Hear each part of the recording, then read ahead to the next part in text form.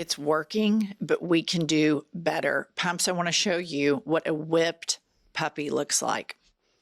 I think in terms of political spending, I'm going to do a lot less in the future. And why is that? I think I've done enough. Is it because of blowback? Well, if I see a reason to do political spending in the future, I will do it. I do not currently see a reason. Okay. And what about Okay, so here he is, facing the consequences of the aftermath of a ketamine spiral, doing horrible business dealings that caused him to be under 16 different investigations. He's doing Nazi salutes. He buys Twitter, renames it.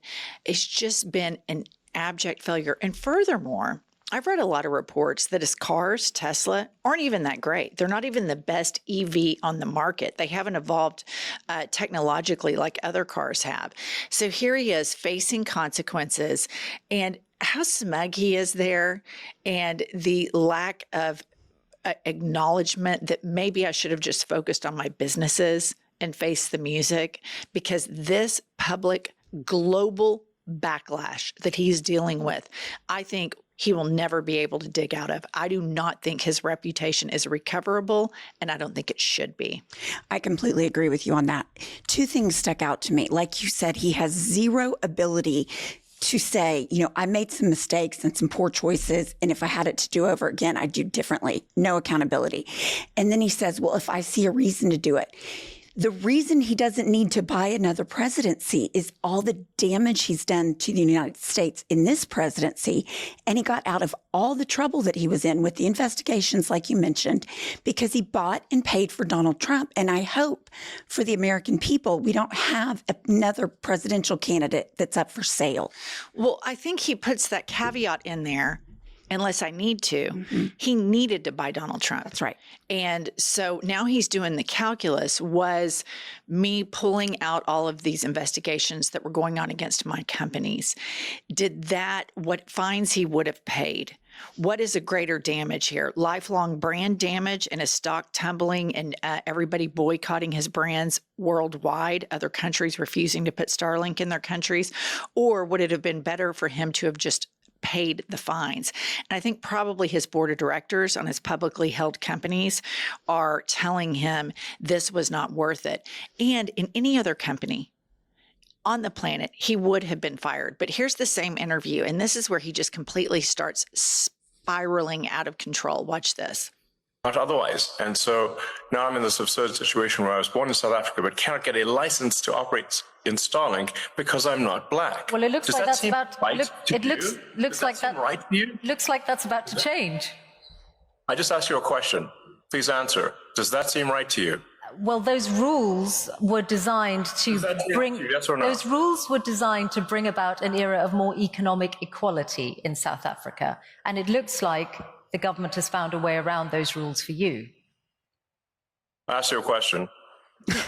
This is your interview. Everyone wants to hear from you. I asked you a question. Yes or no? Not Racist for me. laws, yes or no? Not for me to answer. I have got a question for you about your government work and the amount of savings.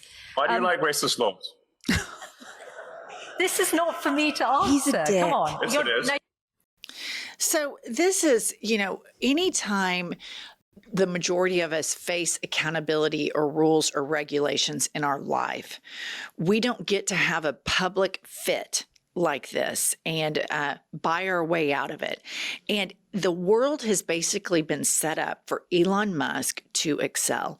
The American government, under even Democratic presidents, has had some massive flaws in it, that we have aided and abetted a man to this much unregulated wealth, that then he is able to ascend to basically being a co-president that has dismantled safety measures built into our government, like FAA, like the fact that this man politicized air traffic control is a damning damning autopsy on where the United States of America is as our psyche, that he's politicized the air traffic control. And when you hear reports of whistleblowers within the FAA, they are saying, do not fly right now. In Newark, for example, we're supposed to have 30 to 40 air traffic controllers.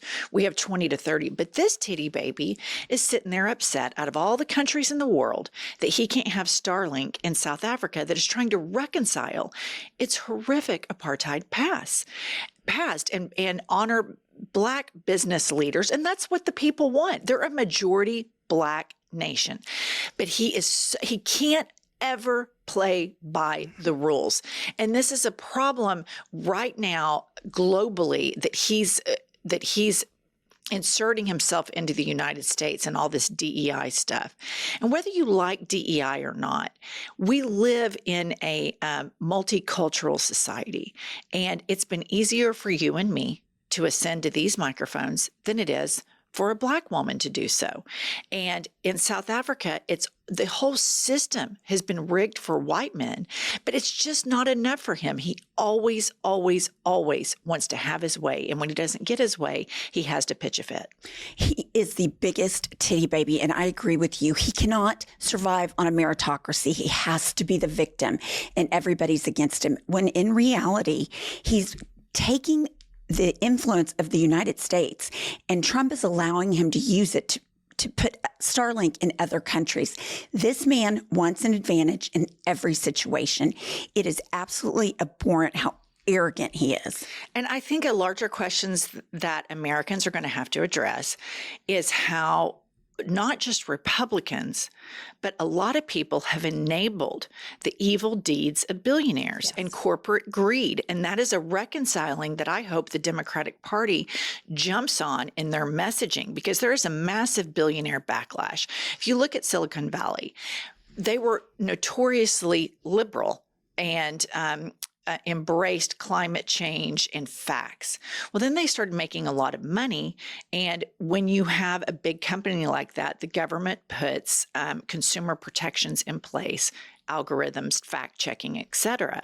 Well, they saw that as harmful to their profits. So then all of a sudden, what do?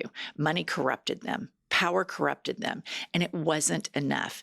Their liberalism and their embrace of facts was only contingent upon their ability to have unlimited power and unlimited funds.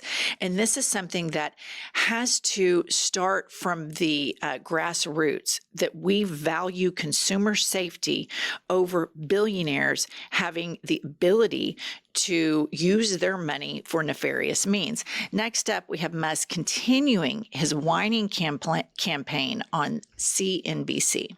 My question is more about your work at Doge, for example. Was that worth it? You know, to the extent you are now, Elon, you were a somewhat divisive figure 2 years ago, but now you really are. I mean, there are people who love you, but there are a lot of people who dislike you, some of whom were your customers. And I wonder, was it worth the undertaking at Doge and everything else that you've done and how outspoken you've been in terms of the things you believe in to antagonize so many potential buyers and or users of things like a robo-taxi?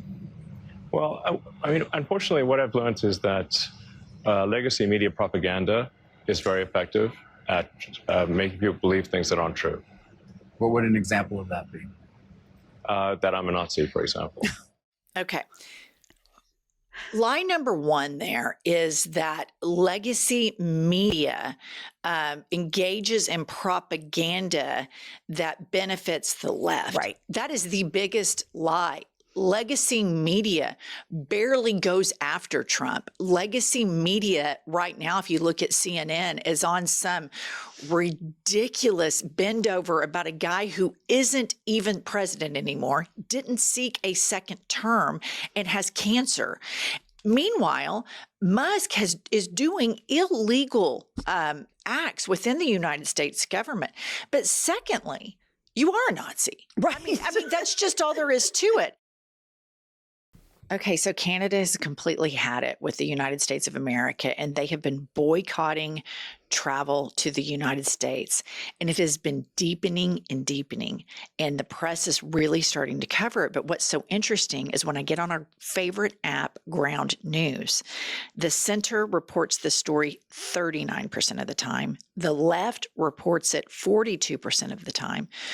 Right-wing media only reports it 19%. And so you see this huge blind spot that the supporters of MAGA are not understanding how deep this anti-American sentiment is. What is so refreshing about Ground News is it gives you the factuality of the article, and it also tells you what both sides are talking about, so you can communicate effectively, knowing what they're hearing versus what is actually fact and what you're seeing. Listener, you have agency. Be a good citizen and download Ground News. You can join us by going to groundnews.com/IHIP to get 40% off the Ground News Vantage plan that Pumps and I use every day. They're subscriber funded, and our favorite part is that they are female founded. By subscribing, you're not only getting a tool we all need today, you're also supporting our work. That's Ground, GROUND, news.com/IHIP. And we have linked it below in the show notes. Let's put up this headline right here. Verified pro-Nazi X accounts flourish under Elon Musk. An ABC News review identified 150 verified premium accounts that have posted or amplified pro-Nazi content. So this was something that Jack Dorsey, the former owner of Twitter, didn't allow on the platform. These accounts were banned. You couldn't be a Nazi on his platform. Elon Musk didn't like that.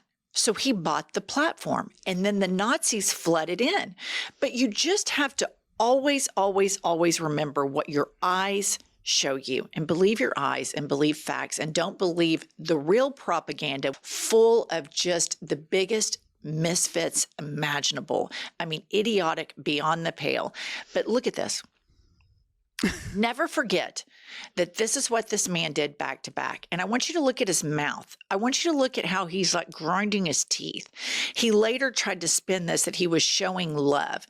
Look at the grimace. Look at all the facial muscles that it takes to show that. Furthermore, he meets with the far-right German party, IDF, in between amplifying all of these Nazi accounts, retweeting these Nazi accounts. But he meets with them and says, get over your past. Get over Nazi Germany's past. And that's what they want everybody to do. Don't think about what happened in Nazi Germany. Don't think about that. Because that's what we're planning on doing. Right. I mean, Kristi Noem, under this administration, has shipped 50 people who came to this country legally to a concentration camp in El Salvador, and she doesn't even know what habeas corpus is, and is face planting all over the place. So this is dire. I don't know if he's going to be completely out of Trump's orbit, because he always seems to snake his way in. But what's your take on that, Pumps? Number one, my biggest take is, if you are going to sit there and act like they're making you out to be a Nazi and you're not, you are not living in reality. You are solely responsible for the narrative that surrounds you, Elon Musk. And I think he might, the Doge appointment might be gone. He bought and paid for Donald Trump. He bought and paid for him for a reason. And I do not think that he is just going to fade into the twilight. I think he likes the power too much. And I think he wants more from the U.S. government, and Donald Trump's willing to give it. Yeah, but I wonder what happens with and I think this is something that's going to play out with the MAGA regime and capitalism. So you have RFK Jr. that's going after pharmaceutical companies. Pharmaceutical companies are a huge part of our economy, good, bad, and different. I mean, I think pharmaceutical companies are inherently evil. Just look at the Sackler family and the opioid crisis. But think about Elon Musk's shareholders juxtaposing with what he's doing, all of these activities with Donald Trump. They only benefit Musk, and on a personal level. Now they're damaging his brand's ability to have sustainable longevity in the economy.